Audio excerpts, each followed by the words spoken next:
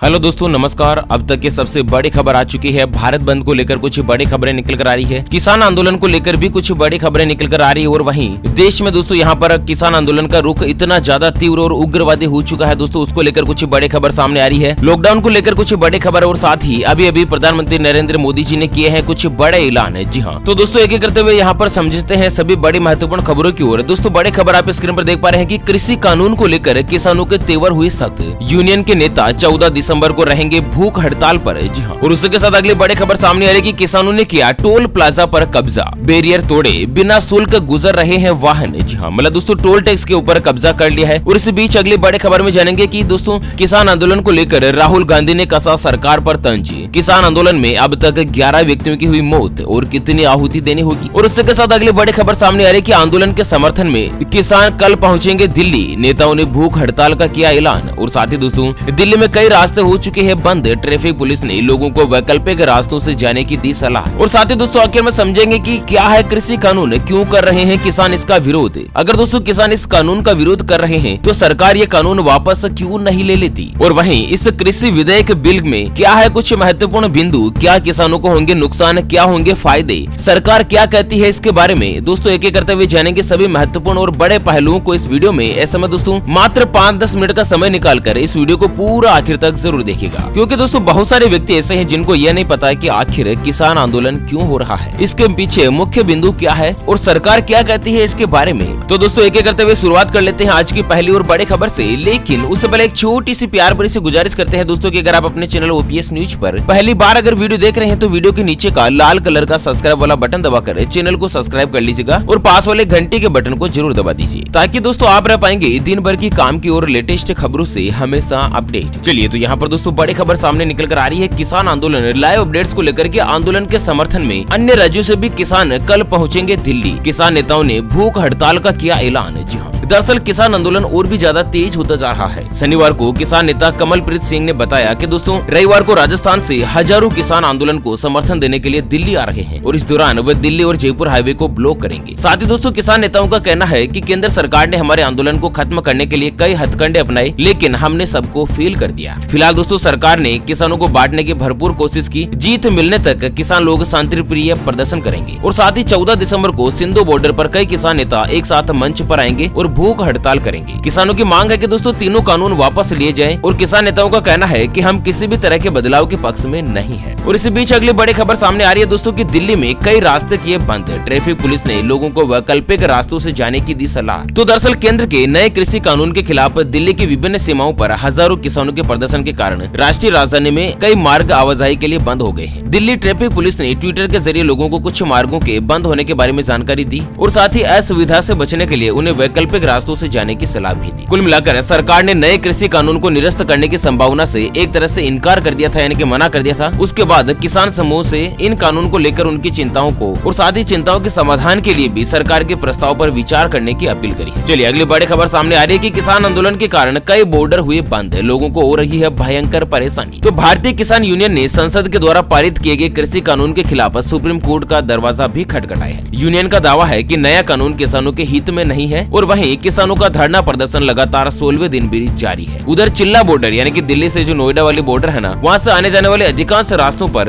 Ban लगा दिया गया है, उन रास्तों को अवरुद्ध कर दिया है और किसानों ने दोस्तों हाईवे रोड को जाम कर दिया है, टोल प्लाजा को बंद कर दिया है। टोल प्लाजा के लिए यहाँ पर बड़ी खबर सामने आ रही है कि करनाल और पानीपत में टोल प्लाजा पर किसानों का कब्जा, बैरियर तोड़े, बिना शुल्क गुजर रहे हैं वाहन। तो दरअसल कृषि कानून के विरोध में किसानों ने शनिवार को हाईवे और टोल जाम करने की घोषणा कर दी थी। और इससे पहले हरियाणा के करनाल और पानीपत में आंदोलनकारी किसानों ने शुक्रवार की देर रात ही टोल प्लाजा और पानीपत टोल प्लाजा पर कब्जा कर लिया था, बैरियर तोड़ दिए थे और साथ ही वाहनों की जो आवाजाही है ना उसको फ्री कर दिया था। टोल प्लाजा पर क्या होता है, हर एक गाड़ी निकलती है ना, 4 व्हीलर या फिर दोस्तों ट्रक, बस, ट्रैक्टर वगैरह, इन सभी का टोल टैक्स लगता है, जिस पर एक निश्चित अमाउंट लिया जाता है। रोड पर निकलने के लिए एक पैसा लिया जाता है। उन सभी टोल प्लाजा को, टोल टैक्स को बिल्कुल फ्री कर दिया है किसानों ने कब्जा करके। और इस दौरान मौके से पुलिस प्रशासन नदारद रहा है। चलिए अगली बड़ी खबर सामने आ रही है दोस्तों कि सरकार से नाराज किसानों का आंदोलन और भी हुआ तेज। इन सीमाओं पर तैनात दिल्ली पुलिस के हजारों जवान। जी हाँ, उसके बाद जानेंगे कि आखिर किसान क्यों कर रहे हैं आंदोलन। दोस्तों जानते हैं पूरी खबर डिटेल के साथ, लेकिन उससे पहले हमेशा की तरह एक नजर डालते हैं आज के माइंड क्विज यानी कि गिवे वाले सवाल की तरफ। तो दोस्तों आज का माइंड क्विज वाला सवाल आप स्क्रीन पर देख पा रहे हैं। भारत देश में सबसे ज्यादा उत्पादन कौन सी फसल का होता है? जी हाँ दोस्तों, दोबारा सुन लीजिएगा, भारत देश में सबसे ज्यादा कौन सी फसल का उत्पादन किया जाता है? तो फटाफट से लिखना है क्वेश्चंस का सही जवाब इस वीडियो के नीचे कमेंट बॉक्स में। और दोस्तों सही जवाब देने वाले किसी एक खास कमेंट्स को सेलेक्ट किया जाएगा हमारी ओपीएस न्यूज टीम की तरफ से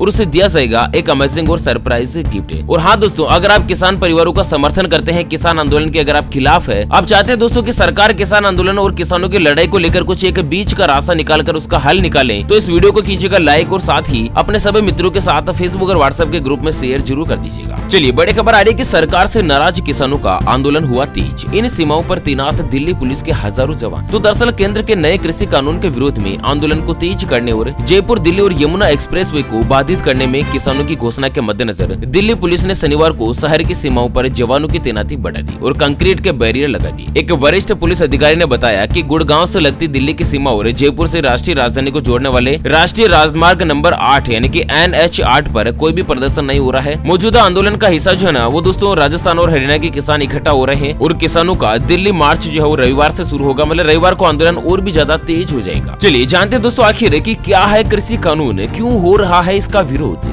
किसान इन कानूनों का विरोध कर रहे हैं और वहीं इसी बहाने विपक्ष सरकार पर भी निशाना साध रही है, लेकिन सरकार इन किसानों के हित वाला बता रही है। सरकार कहती है नया जो कृषि कानून है वो किसानों के फायदे वाला है। किसान कहते हैं कि दोस्तों हमारा शोषण हो रहा है, हम खत्म हो जाएंगे, हमारा नुकसान होगा, इस कानून को बंद करें। आखिर क्या है इस कानून के पीछे के कुछ राज? आपको बता दें इस कानून में एक ऐसा इकोसिस्टम बनाने का प्रावधान है जहां पर किसान और व्यापारियों को राज्य की रजिस्टर्ड मंडियों से बाहर फसल बेचने की आजादी होगी। मतलब दोस्तों इस नए कानून के आने के बाद किसान परिवार चाहे तो अपने राज्य में फसल बेचें, चाहे तो दोस्तों देश की किसी भी कोने की किसी भी मंडी में अपनी फसल बेचें। किसान परिवार बिल्कुल आजाद हो चुका है, स्वतंत्र हो चुका है। मतलब जैसे किसी किसान ने स्पेशल फसल उगाई है, जैसे कि जीरे की फसल होगी, लहसुन की फसल होगी, जिसका अन्य राज्यों में भाव अच्छा मिल रहा है, तो किसान परिवार अन्य राज्यों में भी अपनी फसल को बेच सके। मतलब दोस्तों की किसानों को फसल को एक राज्य से दूसरे राज्य में बिना किसी रोक टोक के बेचने को बढ़ावा दिया गया। अच्छा, नए कृषि कानून में मार्केटिंग और ट्रांसपोर्टेशन के जो खर्चे है ना उसको कम से कम करने की बात कही गई है ताकि किसानों को अच्छा सा दाम मिल सके। और वहीं इसमें इलेक्ट्रॉनिक व्यापार के लिए एक सुविधाजनक ढांचा मुहैया करवाने की बात भी कही है। मतलब किसान परिवार जो है ना वो दोस्तों अपनी फसल को इलेक्ट्रॉनिक माध्यम से, ऑनलाइन माध्यम से अन्य व्यापारियों को बेच सके। अच्छा, इसके अंतर्गत विपक्ष का क्या तर्क है? फिलहाल दोस्तों जिस तरह से कानून का मुख्य मुद्दा लग रहा है वो तो किसानों के फायदे वाला ही लग रहा है। किसान परिवार जो है ना वो दोस्तों शोषण से मुक्त हो जाएगा, अपनी फसल को कहीं पर भी बेचेगा तो उसको अच्छा खासा दाम मिल जाएगा। अच्छा, इसके ऊपर आखिर विपक्षी पार्टियों का क्या कहना है? तो विपक्षी पार्टियों का कहना है कि राज्यों को राजस्व का नुकसान होगा, क्योंकि अगर किसान MPSC मंडियों से बाहर फसल बेचेंगे तो वो मंडी फीस नहीं वसूल पाएंगे। अच्छा, कृषि व्यापार अगर मंडियों के बाहर चला गया तो कमीशन एजेंटों का क्या होगा? बहुत बार क्या होता है दोस्तों, जो RDTA होते हैं या कमीशन एजेंट होते हैं जो किसानों की फसल बिकवाने का काम करते हैं, जो 1 रुपए 2 रुपए उनका एक निश्चित कमीशन होता है, वो खुद कमीशन लेते हैं किलो के हिसाब से, कुछ तोल के हिसाब से, वजन के हिसाब से लेते हैं, कुछ परसेंटेज के हिसाब से लेते हैं। तो दोस्तों विपक्ष कहती है कि उन कमीशन एजेंटों का क्या होगा? और बहुत बार क्या होता है कि कमीशन एजेंट जैसे गेहूं को 15 रुपए किलो तो किसानों से खरीद लिया, खुद 2-4 रुपए मार्जिन कमा के 20 रुपए किलो अन्य जगह पर बेच देते हैं। सरकार ने कमीशन का सिस्टम खत्म कर दिया है, किसानों को आजाद कर दिया है। अच्छा, वहीं इसके अलावा विपक्ष बोलता है कि इसके बाद धीरे धीरे MSP यानी कि मिनिमम सपोर्ट प्राइस, न्यूनतम समर्थन मूल्य जो है ना उसके जरिए फसल खरीद बंद कर दी जाएगी। मंडियों में व्यापार बंद होने के बाद मंडी ढांचे की तरह बनी ई-नेम जैसे इलेक्ट्रॉनिक व्यापार प्रणाली का आखिर क्या होगा? ये विपक्षी पार्टियों का तर्क है। और वहीं कृषि विधेयक से किसानों को अगर फायदा है फिर विरोध क्यों रहा है? जानते हैं इसके पक्ष और विपक्ष के बारे में। सबसे महत्वपूर्ण क्या है कि दोस्तों किसान अपने उत्पाद को देश के कहीं भी किसी भी कोने में बेच सकेगा। 2 राज्यों के बीच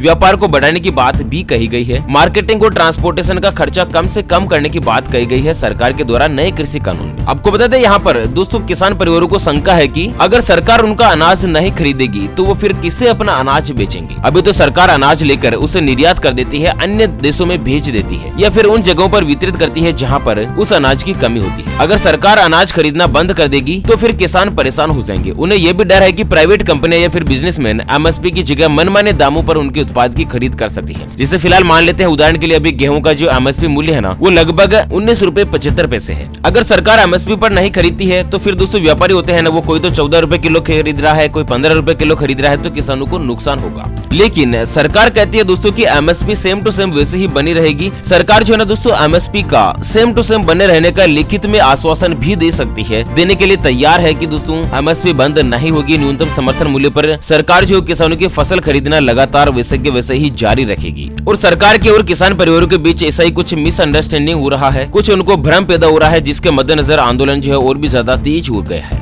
और इस बीच अभी अभी की बड़ी खुशखबरी यह भी निकल कर आ रही है कि किसान आंदोलन पर दुष्यंत चौटाला का बड़ा बयान। कहा 28 से लेकर 40 घंटों में हो जाएगा निर्णायक फैसला। तो दरअसल हरियाणा के उप मुख्यमंत्री और जन नायक पार्टी के जो नेता है ना दुष्यंत जी चौटाला, उन्होंने शनिवार देर शाम तक कहा था कि मुझे उम्मीद है केंद्र और किसान संघ की आपसी सहमति से हम इस मुद्दे के अंतर्गत बातचीत से हल निकाल सकते हैं। मैं अगले 28 से लेकर 40 घंटे के लिए आशान्वित हूँ और वार्ता का एक और दौर होगा जिसमें कुछ निर्णायक बयान निकल सकते हैं, कुछ निर्णायक फैसले भी हो सकते हैं। और वहीं दुष्यंत चौटाला का कहना है कि केंद्र सरकार यानी कि मोदी सरकार ने किसानों को एमएसपी की लिखित गारंटी स्वीकार कर ली है। लिखित आश्वासन मिलने पर आंदोलन जारी रखने का कोई भी लॉजिक नहीं है। मतलब किसान परिवारों को मुख्य समस्या यही है कि सरकार जो है वो एमएसपी को बंद कर सकती है। ऐसे में सरकार जो है वो लिखित में गारंटी दे रही है किसानों को कि दोस्तों एमएसपी पर जो न्यूनतम समर्थन मूल्य पर किसानों की फसल को खरीदना लगातार जारी रखेगी। किसान परिवार चाहे तो सरकार को अपनी फसल बेचे, चाहे तो अन्य मंडियों में बेचे, चाहे उनकी स्थानीय मंडियों में बेचे, चाहे देश के अन्य राज्य में बेचे, किसी भी कोने कोने में बेचे जहाँ पर उनको अच्छा दाम मिल रहा है वहीं पर अपनी फसल को बेच सकते हैं। एटलीस्ट दोस्तों किसानों को ही फायदा लग रहा है मुझे तो। वैसे आपकी क्या राय है इसके पीछे? आप अपने विचार और राय हमें इस वीडियो के नीचे कमेंट बॉक्स में जरूर बताएगा। अच्छा तो फिलहाल के लिए वीडियो को यहीं पर देते हैं विराम, फिर मिलेंगे एक और नई और काम की खबर के साथ। तब तक के लिए बने रहेगा आपके अपने चैनल ओपीएस न्यूज पर। Thank you, take care, goodbye, जय हिंद, जय भारत, वंदे।